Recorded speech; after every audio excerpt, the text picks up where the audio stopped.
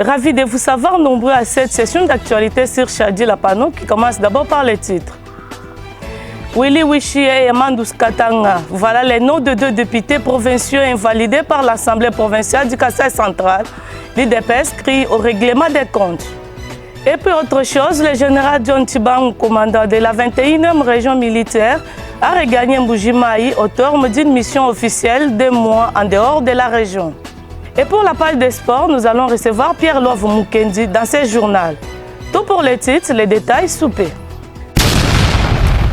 Comme je l'ai annoncé dans les titres, le bureau de l'Assemblée provinciale du Kasaï central a invalidé les mandats de deux députés provinciaux pour les absences non justifiées. Il s'agit des mandats de Willy Wichie et Amandus Katanga, tous députés de l'IDPS Fédération de Kananga. Dans une déclaration rendue publique ce vendredi, le parti présidentiel explique que l'absence de ces deux élus lors de la session de septembre 2024 se justifie par l'invitation de ces députés à Kinshasa par le vice-premier ministre de l'Intérieur. L'IDPS parle de violation de l'article 86.6 mal interprété par le bureau de l'Assemblée provinciale et évoque l'acharnement du bureau contre ces deux élus depuis belle lurette. Le parti présidentiel est clair. Il faut laisser ces députés siéger. Au cas contraire, le bureau de l'organe délibérant sera tenu responsable de toutes les conséquences qui en découleront. Suivez cette déclaration dans l'extrait choisi par Solène Toumba Moufika. Nous, combattants et combattantes de l'Union pour la démocratie et le progrès social IDPS Tshisekedi, Fédération des Kananga, avons lu avec attention soutenu la lettre qui circule dans les réseaux sociaux faisant état d'invalidation de nos deux députés provinciaux, Amandus Katanga Ngeni et Willy Wichie Bakatushipa, respectivement, élus de l'IDPS et du regroupement politique Atia Mosaïque de l'IDPS. Nous référons au principe sacro-saint du droit administratif congolais, celui de l'acte contraire et du parallélisme des formes et des compétences, donc celle, la plénière, qui avait validé leur mandat, et c'est celle-ci qui, en principe, doit relever les députés de ses fonctions. Ici est de noter que les principes si évoqués ont fait l'objet d'une interprétation erronée et sociologique par les membres du bureau, alors que les députés provinciaux, arbitrairement sanctionnés pour motif d'absence à la section de septembre 2024, ont été invités, toute affaire cessante, à Kinshasa par le ministère national de l'Intérieur, ensemble avec les membres du bureau par le message officiel du 22 octobre 2024. Nous, membres du comité fédéral, réunis pour la circonstance, après débat et délibération, dénonçons fermement ce qui suit: la violation flagrante de l'article 89.6 du règlement intérieur de l'Assemblée provinciale évoqué par les membres du bureau, qui est compétent et de ne prendre certaines décisions que pendant les vacances parlementaires. L'acharnement constaté depuis belle lurette dans les chefs de députés si cités par les dix bureaux. Pour ces, exigeons au bureau de l'Assemblée provinciale le respect des tests légaux en réhabilitant nos deux députés et de retirer sans condition cette fameuse décision qui nous considérons comme un chiffon. Au cas contraire, il sera tenu pour responsable de toutes les conséquences qui en découleront. En réaction, le président de l'organe délibérant du Kasaï central, Daniel Lukusaka Kupweki, n'a pas hésité de motiver cette décision de porte de mandat de ses deux collègues. Il l'a dit au cours de la plénière de ce vendredi. Daniel Lukusaka Kupweki est dans ses propos choisis par Chadi Lapano. Au début de notre rencontre ou de la plénière d'aujourd'hui, j'ai vu les esprits un peu surchauffés par rapport à la question liée à la notification adressée aux deux collègues qui ont perdu leur mandat conformément à l'article 110 de la Constitution, enrichi par l'article 197 de cette même loi et à l'article 122 du règlement intérieur et voir l'article 123 et l'article 89 du règlement intérieur. D'habitude, quand on clôture chaque session, on a un service qui fait le travail de prélèvement de présence de chaque député pendant que nous organisons nos séances plénières.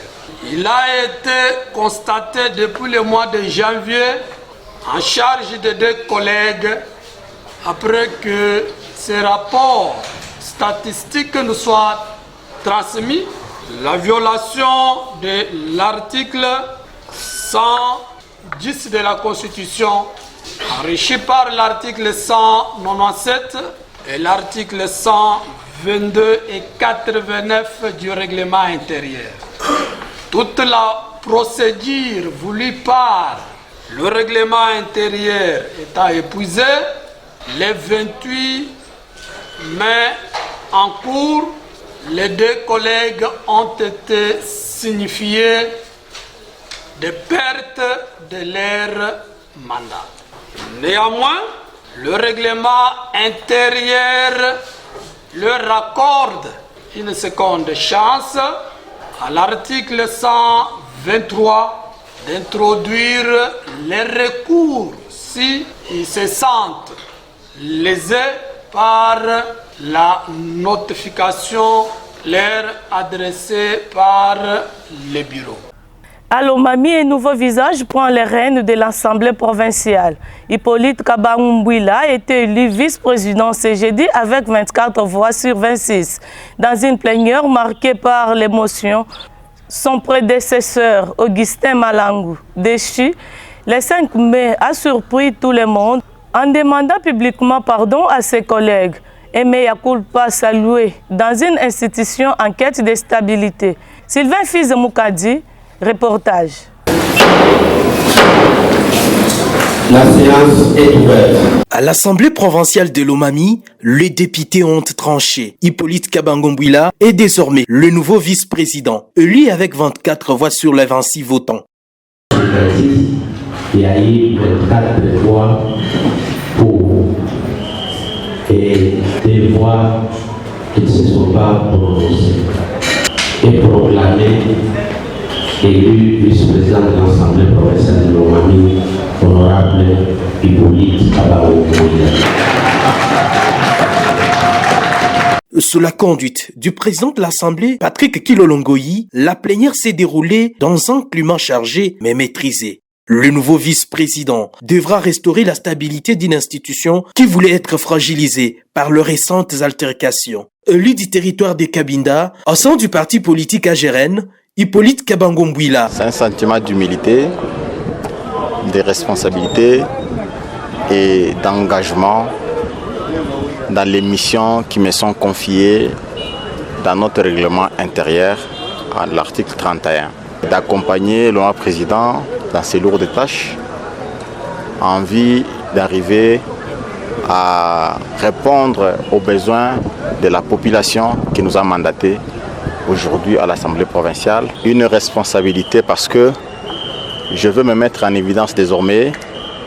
Je ne saurais pas faire ce que je voudrais, mais je ferai ce que la majorité voudra. Son prédécesseur Augustin Malangou a surpris l'hémicycle en demandant publiquement pardon à ses collègues députés pour les altercations survenues le 2 mai dernier. Et à vous, mes chers collègues, j'aurais dit, je demande pardon à l'honorable rapporteur suite à ces altercations qui ont été survenues. Sincèrement, on n'a jamais eu de problème, mais c'est la politique. Je te demande pardon. Tout reste, je suis votre collègue. Le moment venu, je pourrais prendre la décision d'aller ou pas à la magistrature. Merci et à celui qui va me remplacer, je lui souhaite plein succès.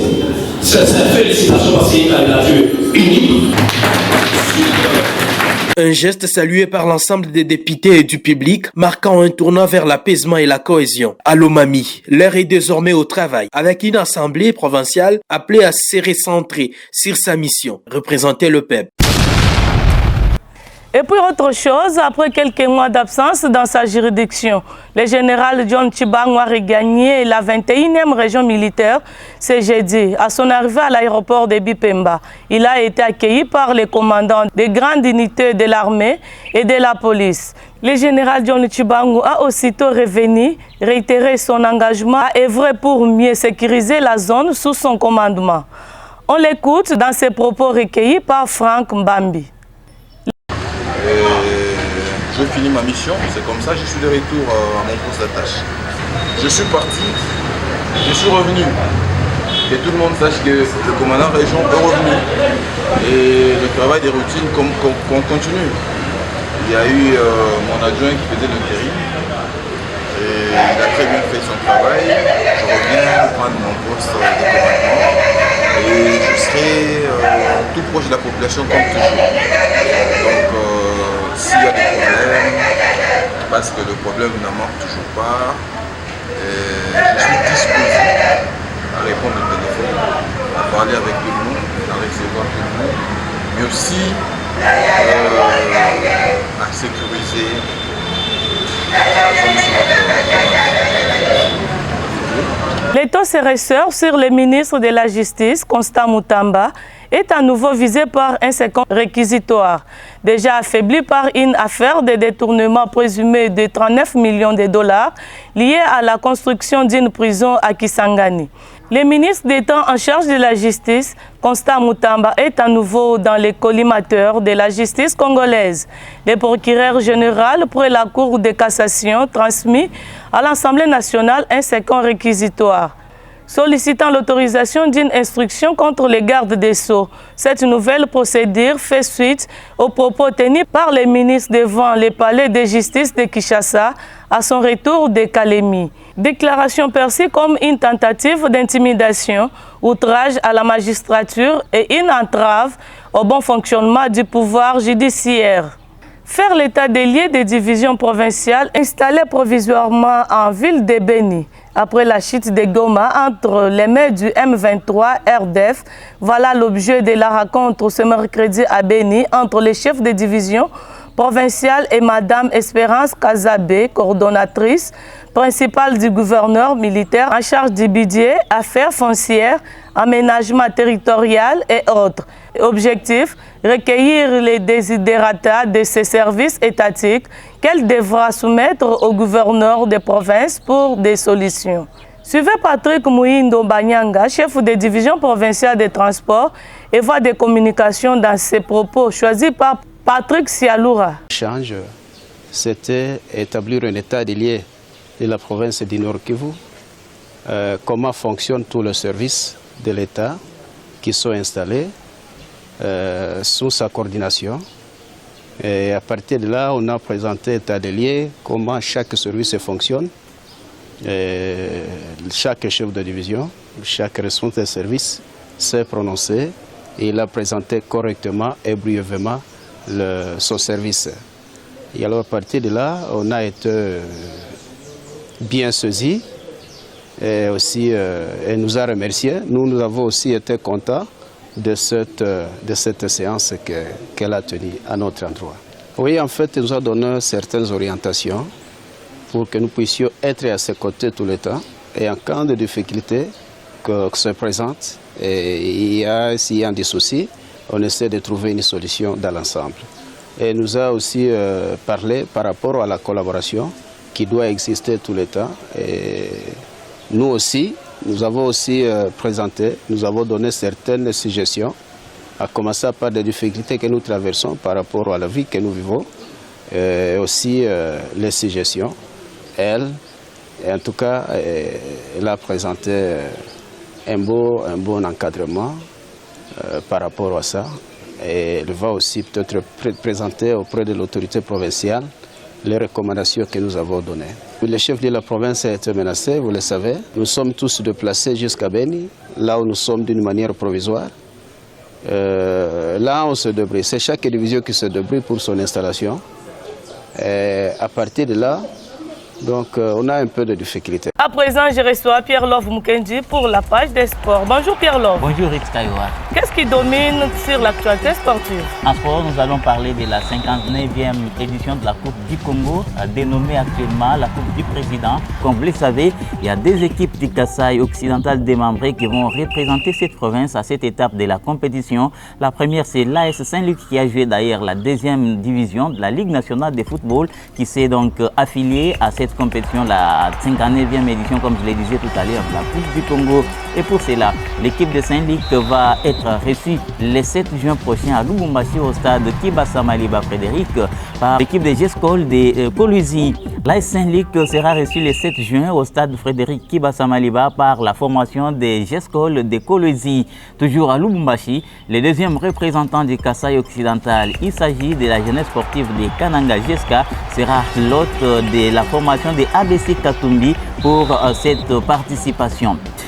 On reste toujours en sport pour parler de Lamine Yamal qui a prolongé son bail avec le Football Club Barcelone jusqu'au mois de juin l'an 2031.